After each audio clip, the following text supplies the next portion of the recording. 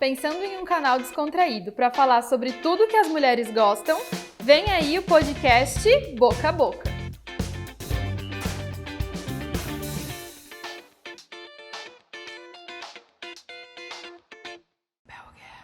Oi, gente, tudo bem? Estamos aqui em mais um episódio do nosso podcast Boca a Boca e hoje eu trouxe uma entrevistada maravilhosa.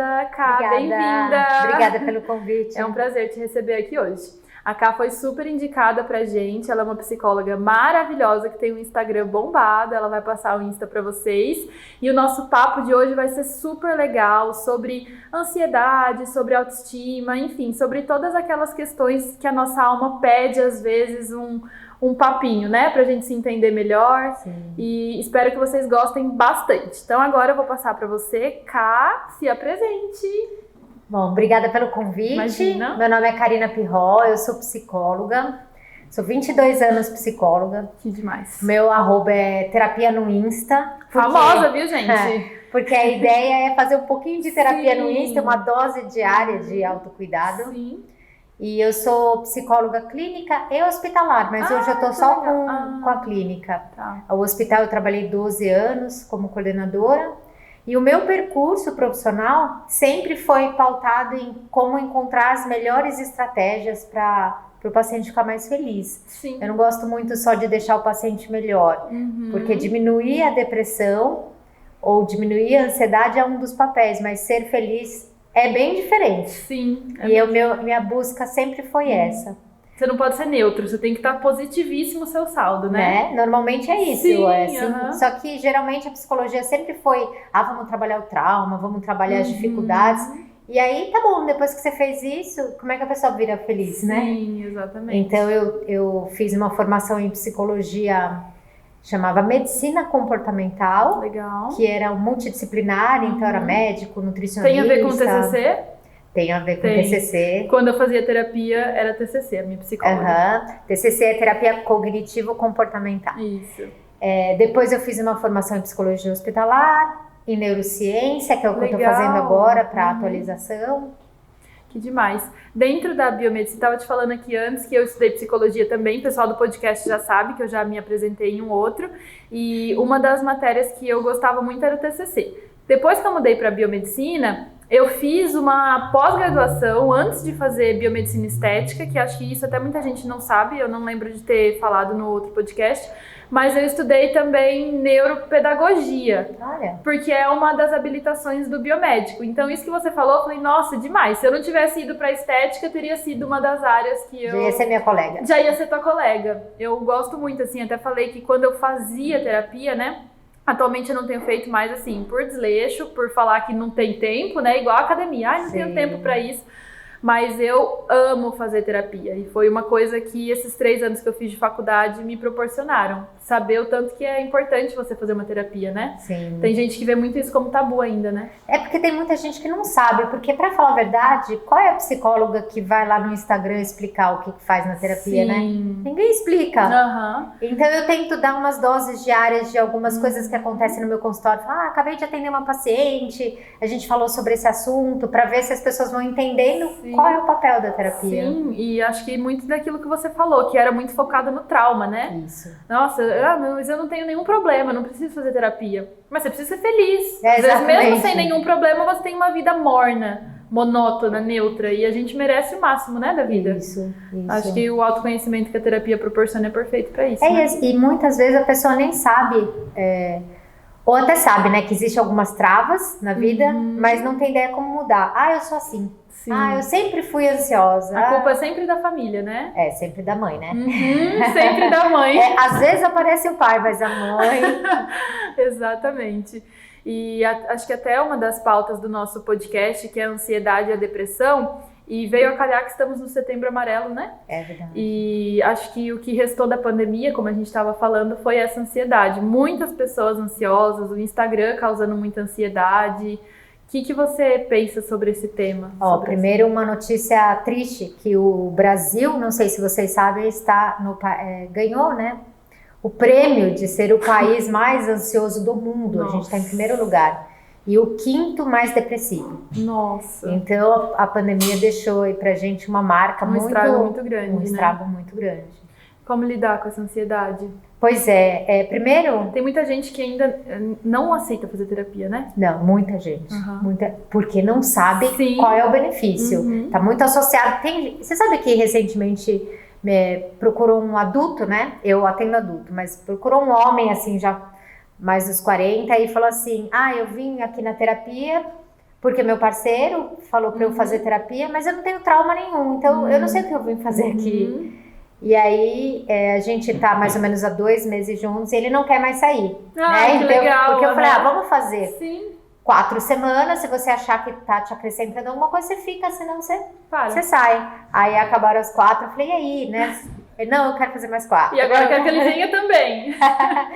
Que legal. Então, eu acho que tem um pouco da falta de informação do que faz nesse espaço. E no meu trabalho eu também recebo pacientes assim, olha, não tem nada que incomoda no meu rosto, mas a minha filha quis que eu viesse aqui. É mesmo? E aí já do meu lado já é mais difícil, porque é ruim você tratar alguém que não queira ser tratado, né? Ainda mais pra modificar a tua aparência. Nossa. Às vezes é uma senhora que ela tá tranquila em ter um pé de galinha, em ter um bigode chinês, não sou eu que vou falar pra ela que ela não precisa ter.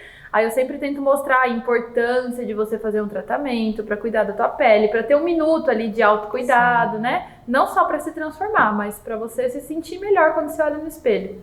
Ainda que eu acho que deve ser mais fácil olhar no espelho e não gostar de alguma coisa do que olhar no espelho e pensar quais são suas dificuldades emocionais. Exatamente. Né? A gente está mais acostumada a olhar os nossos defeitos estéticos. Com certeza. Né? As pessoas não se conhecem, né, cara? Não. Elas não sabem por que fazem o que fazem, porque pensam o que pensam.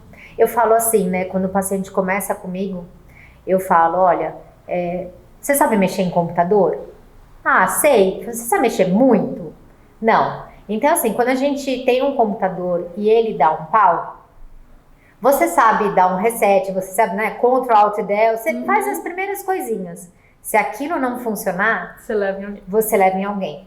E a mente é a mesma coisa. Amei essa analogia. Porque daí, assim, se você se conhece mais ou menos, se der um pau, você se vira. Sim. Mas se der um problema grande, né, você entrou aí num transtorno de pânico, começou a ter pensamento de morte, algo que fugiu do seu controle, e você não sabe como mexer, tem que procurar um especialista, não tem jeito. Eu lembro que uma vez a minha psicóloga, ela virou pra mim e falou assim, Bel, eu não quero que você faça tratamento comigo pra sempre. Eu quero te dar autonomia de resolver os problemas da tua mente. E isso pra mim foi muito libertador, porque eu percebi que chegou num momento que eu me conhecia a ponto suficiente que antes de passar pelo problema, eu já previa na minha cabeça até como sair dele. E isso vem muito desse autoconhecimento, né? Você saber as situações que te causam, os seus pensamentos ruins e tudo isso que você acabou de falar. Sim, é muito difícil, né? Porque o pensamento tá dentro da gente. E aí ele diz assim pra você que você não é capaz. E você acredita? Porque ele tá lá dentro de você, não é alguém falando, é você mesmo falando pra você. Então, um dos processos da terapia é justamente você olhar os pensamentos como não sendo seus, né? Para ele passar como se fosse eu falo, né? Como se fosse um trem que acontece na sua vida, na nossa vida, que se a gente não se conhece, é assim, tem o trem do pensamento, ele fala, você não é capaz, você entra nesse trem e vai embora com ele. E aí você pensa, é mesmo, eu não sou capaz, porque eu nunca consegui isso. Não. Você entra no trem e vai embora. Um dos trabalhos na terapia é você reconhecer os seus pensamentos, dar nome para eles. Olha lá eu de novo pensando que não sou capaz. Só que aí você não entrou no trem. E essa divisão de tirar o pensamento de dentro de você e analisar, a gente não faz no dia a dia. Ninguém ensinou a fazer isso. Né? Eu lembro que até quando eu fazia terapia e antes de eu fazer online, eu fazia presencial, tinha umas tarefas mesmo.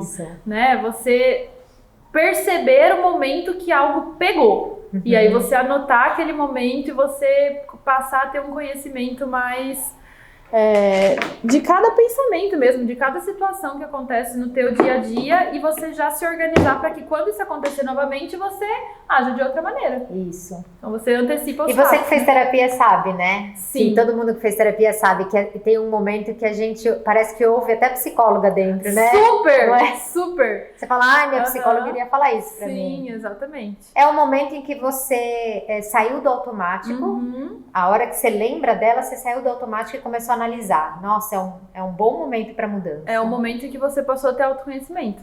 Isso, né? Você vai tendo mais autonomia. E eu lembro que essa minha psicóloga, ela falava assim pra mim, é igual você ir no nutricionista, você não tem que ir pra sempre, você tem que aprender a comer bem pra você. Então, tudo que é da área da saúde, acho que o ponto certo de você ter uma alta é a partir do momento que você aprendeu a lidar com o seu computador, né? Essa é a ideia. Eu fico muito assustada quando alguém fala, eu tô 10 anos em terapia e, eu tô 10 anos, tô 15 anos. O que você tem? Depressão. Eu falo, meu Deus, mas ainda tem depressão? Sim, não foi suficiente então essa terapia, né? Não aprendeu. E nada há de problema em você voltar depois para uma terapia se você estiver diante de uma situação específica, né? Sim. Mas enfim, depois passado 22 anos atendendo, eu vou ser bem sincera com você, realmente tem casos de depressão, quando a pessoa demora demais, aliás, fica essa dica, tá? Quando a pessoa demora demais para procurar ajuda, é mais difícil de mudar, não é impossível, mas é mais difícil. É como se você quisesse aprender com 50 anos falar alemão. Você falou a vida inteira português. Você vai querer falar alemão? Você pode, só que você vai suar. Então, se você treinou o seu comportamento ansioso a vida inteira, ou treinou seu comportamento depressivo a vida inteira, aí com 50 anos você fala, bom, agora eu quero mudar. É óbvio que é possível mudar, mas tem que estar preparado para suar. Vai ser mais difícil. Vir só na terapia para falar da vida não vai mudar. E essa disposição para mudança é muito importante para a gente conseguir ajudar. E acho que essa parte da depressão muitas vezes precisa do psiquiatra também, né? Sim. Porque tem coisas que são só tratadas com medicamentos. Sim. O paciente é mais receoso nesse momento, né? Eu falo muito, por isso que eu fui estudar, e estou estudando neurociência, estudei medicina comportamental, que incluía farmacologia, porque eu precisava entender o que acontece no neurônio, no neurotransmissor, para poder ensinar o meu paciente a falar, olha, é o seguinte, quando a gente vive um estresse crônico, como foi a pandemia, o estresse crônico aumenta a chance de desequilíbrio químico no nosso cérebro. Então, você pegar um animal, por exemplo, e tem experimento que você pega o rato, é um experimento bem antigo. Eu tinha um ratinho na faculdade. Eu também tinha, mas eu não fiz isso com o meu rato. Eles dão choque bastante. E o rato, inicialmente, ele tenta fugir da situação. Sim. Mas se você der vários choques, sabe o que acontece com ele? Se adapta? Não. Ele para de fugir. É como se ele pensasse assim... que adianta eu fugir? Então, ele treme e para. Chama freezing, O meu ganhava só aguinha e bolachinha. O meu também era assim. Não dava choquinho. Esse momento em que o ratinho para de lutar, se você matar, né, que a pesquisa faz isso, e avaliar o cérebro dele, tem alteração bioquímica. Então, o que se descobre olha só, é legal ouvir isso, o estresse crônico, independente qual é a causa, se é trabalho, se é o relacionamento amoroso, se for, né, qualquer coisa, o estresse crônico altera a química do cérebro e você para de lutar pelas suas coisas. É a hora que a pessoa às vezes nem quer tomar banho, não sai da cama. Eu não tenho vontade de fazer as coisas que eu fazia antes. Não é do nada. Vai ver a vida... Sempre tem história para contar. Ninguém fica deprimido ou ansioso do nada, né? Então é um negócio que acontece lá dentro, não é só a sua mente, é bioquímico mesmo. Exato. E é nesse momento que entra a medicação. Sim, aí eu vou te perguntar, aonde acontece a mente? Não sei. No cérebro? Sim. Tá, né? E o cérebro é um órgão? Eu já ia falar na alma, mas como que eu vou responder a alma? Pois porque na verdade a gente esquece que a mente é o cérebro, né? É só o funcionamento do cérebro que faz a mente. Então, se você tem uma alteração na mente, por exemplo, pensamentos negativos, sentimentos negativos, sono alterado, apetite alterado, taquicardia, essas coisas que a ansiedade tem, todas essas alterações são alterações do cérebro. A gente fala mente, mas é cérebro. Então é a mesma coisa, é que por muito tempo a gente separou tanto a mente do cérebro porque que o cérebro ele parece uma coisa física, né? Isso, e é mesmo. Se você quiser pegar o cérebro, você pega ali, né? E a mente parece algo tão subjetivo, que tá solto ali, né? Parece uma alma, Parece uma alma, por isso que eu pensei, a minha mente e a minha alma são duas coisas subjetivas, né? Agora, mas na verdade é a produção que a mente faz, o resultado é é o pensamento, é o sono, é o apetite, né? O trabalho do cérebro é a alma, né? Parece, o produto final é a nossa mente. Mas a gente dissocia, a gente esquece que é uma coisa só. E a gente aceita ter diabetes e ter que tomar remédio, aceita que a hipertensão é uma doença e toma remédio, aceita a obesidade e toma remédio, mas não aceita a... E eu ainda acho que é falta de informação. Eu acho que ainda as pessoas ficam naquele negócio de hospício e tratamento e... Tô louco, E esquecem que a medicina avançou, que a psicologia avançou, que a psiquiatria avançou, né? Ainda bem que, assim, acho que os meios, né, de comunicação, e vale agradecer novamente, estão aqui para poder divulgar. Claro. E acredito que a pandemia ajudou muito a falar de saúde mental. Sim, muito, muito mesmo. Aquele tanto de live que teve naqueles inícios da pandemia, né? Esses dias eu tava em Nova York, fui fazer um curso. E aí a gente foi visitar um ponto turístico lá da cidade, um prédio lindo, chama Vessel. E ele tem uma arquitetura toda diferente, é um ponto que todo mundo vai lá tirar foto. E o Vessel estava fechado. A gente foi tentar descobrir por que esse prédio estava fechado. E aí um histórico gigante de suicídios. Meu Deus. Porque ele é todo aberto nas laterais. Então o pessoal, a primeira pessoa foi lá, subiu e se tacou. E aí chamou a atenção de outra, e aí o arquiteto que desenhou esse prédio estava com depressão, porque o resultado final da obra que ele se empenhou anos em fazer estava causando um histórico, uma onda de suicídio ali. E que triste isso, né? Senhora! Porque, pensa, todo mundo vai lá para tirar foto e o negócio tá fechado por uma onda de suicídio. E até a gente tem alguns pontos em São Paulo, assim, também.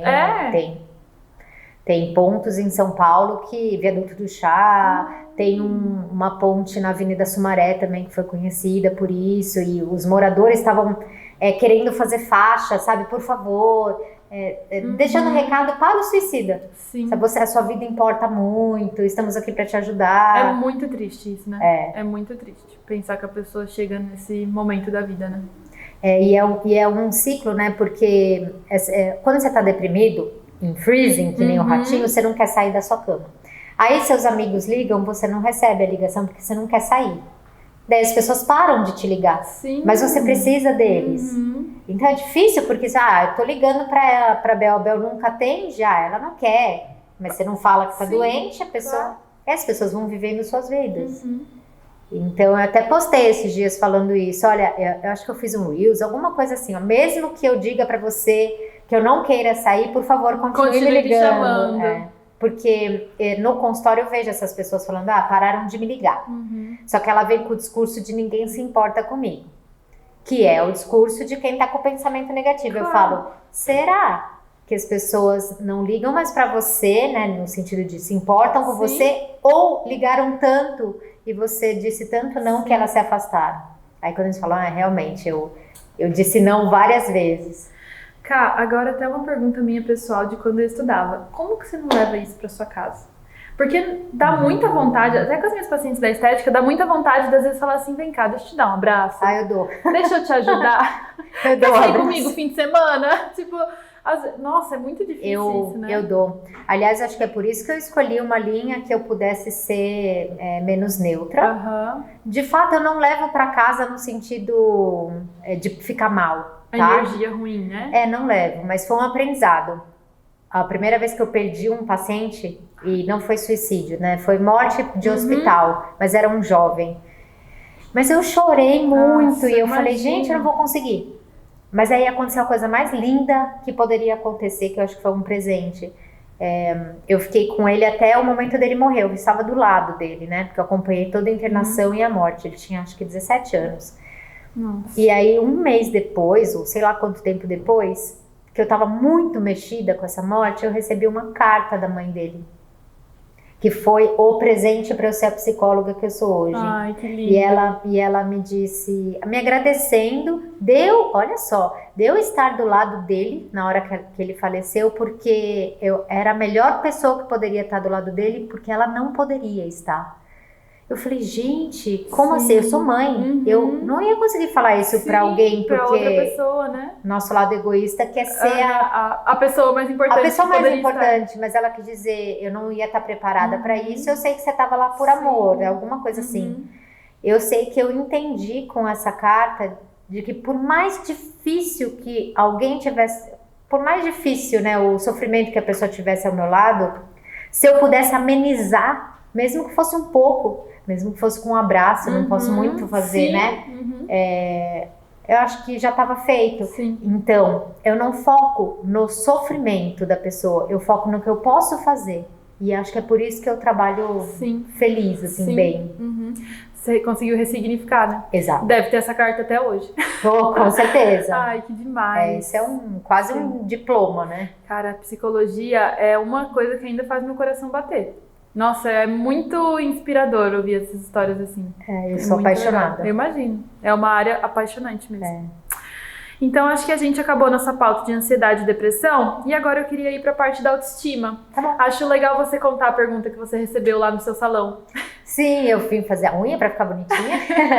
E aí, a moça que trabalha no salão, eu perguntei, quer fazer uma pergunta sobre autoestima? E ela comentou que a autoestima dela sobe e desce. Instável. É super instável. Então, tem dias que ela olha no espelho e você deve pegar, né? Muito. Paciente assim que... um dia ela se ama, outro dia ela não gosta dela. E ela me perguntou como fazer para essa autoestima ficar mais estável. E aí eu perguntei para ela qual era o momento em que a autoestima dela ficava mal. O que estava acontecendo? Ela acabou me contando de alguns problemas no ambiente. Quando acontece de trabalho, ou não? Familiar. Tá bom. Quando acontece tal coisa em casa, eu me sinto mal. E nesses dias eu tenho mais dificuldade de me gostar. Então, a estabilidade da autoestima foi o que eu falei pra ela depois de contar a história, né? Porque eu acho que é muito importante que o que vale pra uma pessoa nem sempre vale pra todo mundo, tá? Mas prestem atenção se a sua autoestima abaixa no momento em que você está sofrendo com outras coisas. E aí você mistura o sofrimento da sua casa, ou do seu marido que não te tratou bem, ou a sua esposa, com a visão que você tem de você. Sim. Autoconhecimento mais uma vez. De novo. Né? Porque se uma pessoa fala que eu sou, sei lá, feia, é porque pra mim, no meu trabalho, a autoestima ela tem muito a ver com a beleza, mas não é, né? Em outras áreas, a autoestima tem a ver com a sua utilidade, com a sua capacidade de fazer alguma coisa. Sim. Então, assim, puxando pra área da beleza. Se alguém fala que eu sou feia e eu acredito nessa pessoa, minha autoestima vai lá embaixo. Isso. Mas se a pessoa fala que eu sou feia e eu me conheço a ponto de saber e ter certeza que eu sou linda, dane-se o que a outra pessoa falou, é só a opinião dela. Então, a minha autoestima não me abala quando eu me conheço. É verdade. Isso, né? Sim. A autoestima que eu trabalho no consultório é a conversa que você tem sobre você mesma nos seus pensamentos. Sim. O que você diz sobre você dentro de você? Sim. Se você diz, eu sou uma incompetente, eu sou incapaz, eu não sirvo pra nada, dificilmente você vai ter... feia, ela tá reforçando o que você já pensa sobre você mesma. Isso. Agora, se eu repito várias vezes, nossa, eu sou linda, eu sou incrível, eu faço tudo que eu me proponho a fazer, eu sou uma pessoa legal. A hora que alguém fala que eu sou feia ou que eu sou... Não pega em você, né? Não pega, exatamente. A tal da carapuça, né? Isso, a minha psicóloga, ela falava assim, imagina que a gente tá com um macacão e aí sempre que alguém fala uma coisa de você, é como se grudasse um chiclete em você. Se isso não pega em você, não gruda em você, é porque você... não acredita naquilo. Isso, você se veste. Agora, se você fica no final do dia cheia de chiclete grudado, você vai pegando ali pra você as opiniões dos outros e você não se conhece mais. Então... Sim, porque gruda o chiclete em você quando a opinião do outro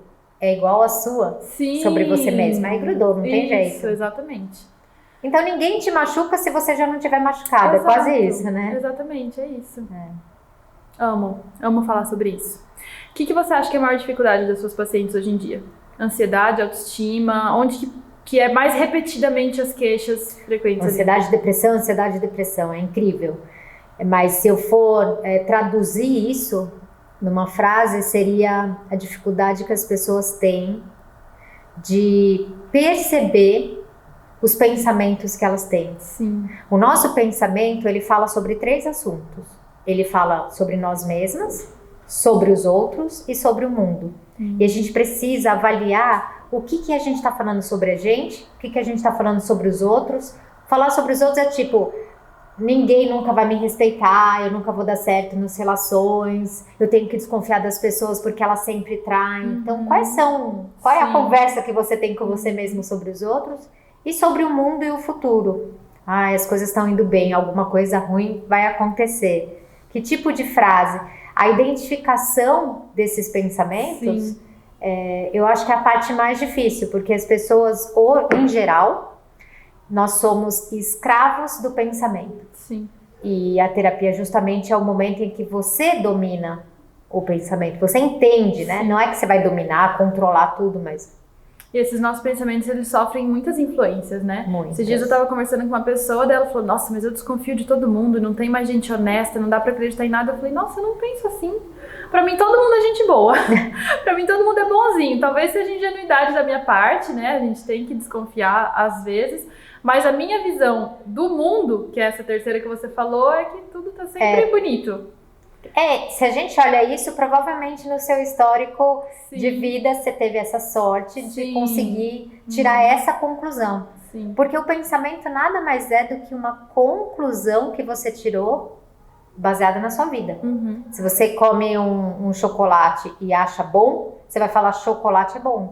Mas é uma conclusão. Sim. O chocolate não é bom, pode ser que alguém não goste. Claro. Então essas frases que a gente fala sobre o futuro é incerto, não, tudo depende do que você viveu. Sim. Você já diz diferente, né? Sim. O futuro é meu. Exatamente. Se você teve um histórico de mudanças de vida a cada ano, mudança de emprego, você vai achar que o futuro é incerto. Isso. Se a sua vida foi estável e tudo planejado, tudo organizado, pra você a vida vai ser tranquila, né? Acho que tem perfeito esse pensamento. Bom, agora faltam 10 minutinhos para acabar o nosso episódio. A gente tem 4 perguntinhas. Vamos respondê-las? Vamos. Perfeito. Como lidar com a pressão da CLT? Como lidar com a pressão da CLT?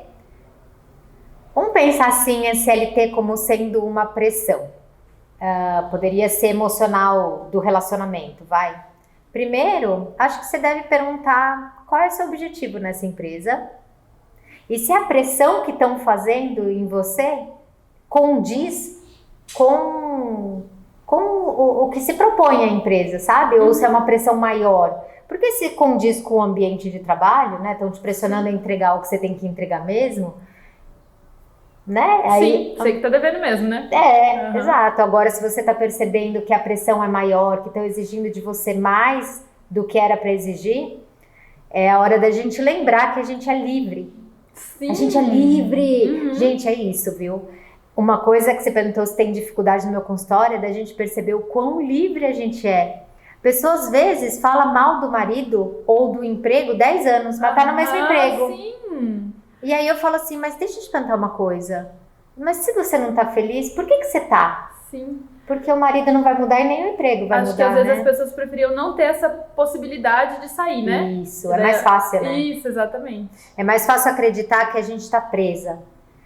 Mas também é muito libertador você pensar que você pode sair. Na hora que você quiser. Né? Então, eu acho que vale avaliar se essa pressão condiz com o ambiente de trabalho ou se é uma pressão maior. Se for maior, se há algo que você possa fazer dentro da empresa. Sim. E se você não pode fazer, se Considere perguntar. Sair, né? Considere a sua liberdade. Perfeito. Dicas para se adaptar em uma cidade totalmente nova. Se adaptar numa cidade nova... Começar aos poucos, né? Amizade.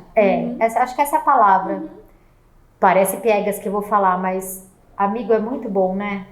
Ajuda a ter sentido. Sim, Então, se você tem amigo numa nova cidade, você vai ter muito mais facilidade com o afeto de fazer aquele lugar se sentir mais familiar. É uma família, né? Isso, familiar. Não é? Eu não sei, eu sou apaixonada por amigos. Eu acho que amigo salva vidas. Sim. Salva mesmo, né? Salva. Você sai de um bate-papo com um amigo tão leve, né? Quando é legal, né? Sim. Você dá risada. Aliás, vou te falar uma coisa muito legal. Existe a medicina do estilo de vida agora e a psiquiatria do estilo de vida. E ele é baseado em 6 pilares de como cuidar das pessoas de uma forma mais integral. Sabe qual é um dos pilares? Amizade. Legal. Porque a solidão hoje, se uma pessoa se sente sozinha, está comprovado que aumenta risco de cardiopatia, de doenças em geral. Isso, né? Postei. Eu vi. E 10 anos a menos de vida para quem se sente solitário. E o oposto é verdadeiro. Você prolonga a sua vida se você tem relacionamentos afetivos. Sim. Então busque seus novos amigos. Vamos para mais uma. Como controlar a ansiedade que o mundo digital gera? Isso é muito Cara, bom. as pessoas passam o dia inteiro no Instagram. Muito, hein? O Instagram dá uma comida no nosso tempo, incrível. Se você olha aquele tempo lá que você fica no celular, cara, é impressionante.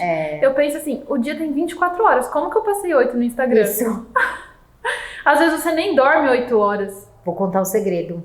Hoje de manhã eu acordei muito cedo, aí meu marido falou: você vai atender agora? Eu falei, não, só às 8. Ele falou, então deita aqui do meu lado um pouquinho. Eu falei, vou deitar, que legal, né? Meu marido chamando, deitei do lado dele, ele passou a meia hora que eu tinha livre vendo o Instagram. Te juro. Marido! Aí, hello! Tá em falta, querido. Acorda, né? Enfim, mas assim, porque não percebe. E aí ele tava lá, vira e vira. Então, acho que a gente tem que perceber que a gente não é escravo do celular. Começa a prestar atenção quem você segue. Começa a seguir coisas que te acrescentem. Então, já que você vai gastar um tempo no Instagram, gasta um tempo com algo que vai te fazer crescer. Nossa, eu falo muito isso até para as minhas alunas. Eu falo, cara, se eu tô usando o Instagram, eu quero usar esse tempo inteligentemente, para não perder minutos da minha vida. Sim. Então eu não quero ficar vendo a vida de outra pessoa que não me acrescenta nada. Eu quero ver alguma coisa que me acrescente. Às vezes a gente passa tantos stories assim e você só vê a rotina de outra pessoa e aquilo o que ela comeu, o que não comeu. Nada. É cachorro, é tia, é sobrinho, é um monte de coisa. Então eu prefiro ocultar, deixar limpinha a lista para usar o meu tempo com mais sabedoria possível. Isso, então ela já deu uma excelente dica, é isso. Excesso de informação demais, né? Muito. Eu silencio uma galera, assim, eu deixo realmente aqueles profissionais que são as bolinhas que sempre estão ali. Que você vai aprender alguma coisa. Isso, que eu vou aprender, o que vai me inspirar, o que vai me motivar a fazer algo naquele dia. A gente já tem uma tendência, e mulher tem mais essa tendência de se comparar muito. Então a gente tem que tomar muito cuidado com quem a gente segue. Porque se perceber, você tem que se analisar. Se perceber que você está seguindo alguém que está te fazendo mais mal do que bem, para de seguir. Sim, exatamente. E, por exemplo, às vezes quando eu vou na academia, eu prefiro ouvir um podcast que ouvir uma música. Porque você tá com um podcast ali, você tá evoluindo de alguma forma. E às vezes até o meu marido fala assim pra mim, mas linda, em algum momento você tem que descansar e não fazer nada. Não é pra ouvir podcast. E não é difícil descansar? É difícil, porque daí quando eu vou assistir um vídeo no Netflix, na televisão, aí eu quero assistir aquela série que é Operação Autoestima, porque fala só de procedimento estético. Aí eu sou assim também. Aí você vai ler um livro, aí tipo, como ser um milionário, não sei de quanto. Ele fala assim, linda, você precisa olhar pras estrelas. Tipo, fica de boa, deita na grama e não faz nada. Porque às vezes a gente fica nesse loop infinito de conteúdo, querer aprender e tananã, e sobrecarrega, né? Eu confesso que eu você faço também isso. sofre com isso? Eu também. Sim, eu levo minhas filhas pra escola com tudo desligado. Mas eu volto assistindo o curso. Sem noção, né? Sim, de vez em quando de vez em quando, porque tem que estar muito consciente. Mas é uma dificuldade. A gente tá num mundo tão maluco. Quando para pra pensar. Acho que ontem eu tava em dia com tudo, né? Com a especialização, com vídeo que eu entrego pra empresa. Tava tudo em dia. Eu tava com tempo livre. Eu não sabia o que fazer. Eu tava até comentando com a minha filha. Eu sentei e falei, e agora? É a síndrome da fazeção. Nossa, que horror. Fazer. Preciso melhorar isso, porque eu já percebi que esse é um problema.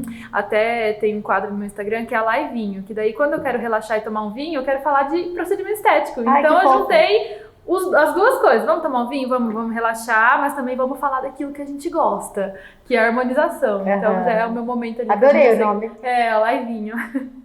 E última perguntinha, essa daqui até foi uma aluna minha que fez.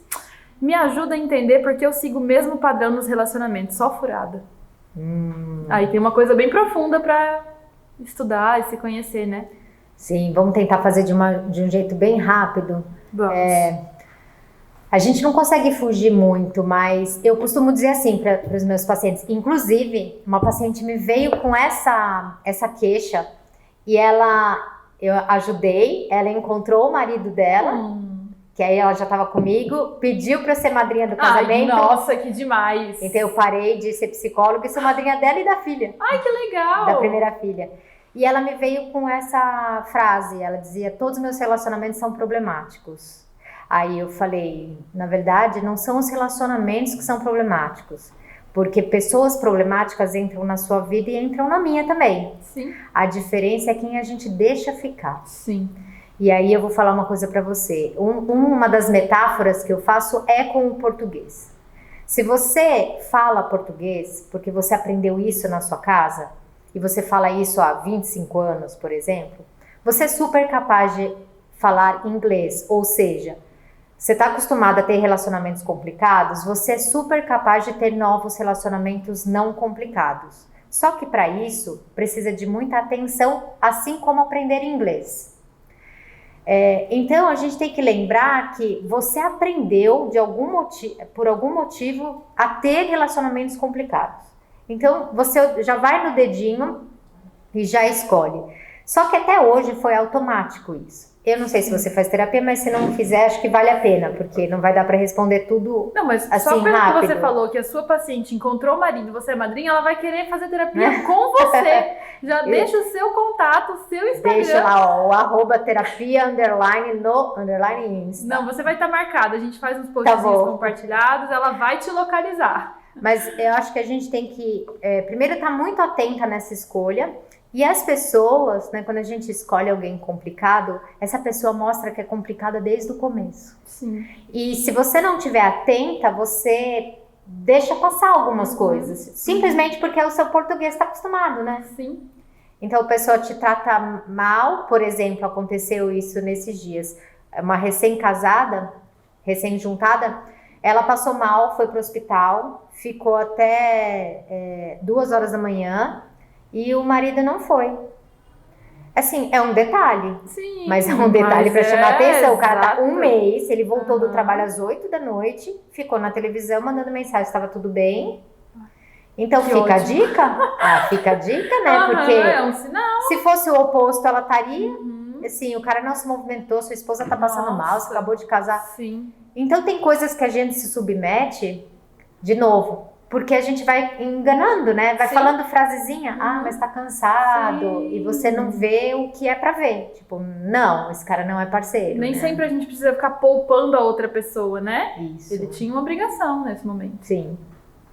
Eu nem sei se eu chamaria de obrigação, mas era porque a obrigação, a gente entra nesse lugar do deveria, que é uma coisa que eu trabalho muito em consultório. Ninguém deve nada. Sim. Mas seria interessante. Sim. Ou, caramba, né?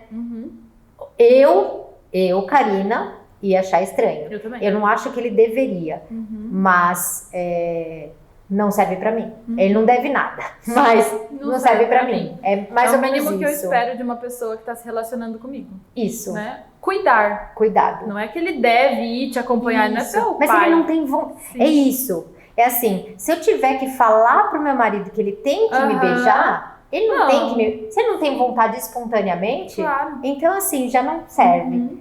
Então é mais ou menos isso. Não adianta virar pra esse marido e falar, olha, você tem que me acompanhar. Eu pensaria assim, nossa, ele não quis acompanhar. Isso já é um problema pra mim, né? Talvez pra ele não e nem pra outra mulher, mas pra mim E aí até nessa questão de poupar, às vezes ela chega em casa e fala assim, eu não vou falar nada pra não criar uma briga, porque faz 1 mês que a gente tá morando junto e aí mês que vem acontece de novo e de novo e de novo. Então porque ela pode sair desse lugar, né? Vai acontecer, né? E vai ser outra coisa, vai ser um parto e o marido não vai estar, e aí... Isso, porque ele tá trabalhando, porque ele tá cansado, coitado, né? Sim, você vai poupando. Aí você tem que falar que seu marido tá com você no dia do ultrassom, aí eu já tenho preguiça. É isso. Mas é isso. Aí tem a ver com a autoestima. Sim. Aí a gente cai na autoestima. E aí a gente volta no loop infinito da autoestima, do autoconhecimento. Isso. Aliás, eu vim pensando uma coisa no carro que eu vou compartilhar com vocês sobre autoestima, que eu tava já me aquecendo no tema. Sabe aquela frase que a gente ouviu sempre? Se você não se ama, como que você vai conseguir amar o outro?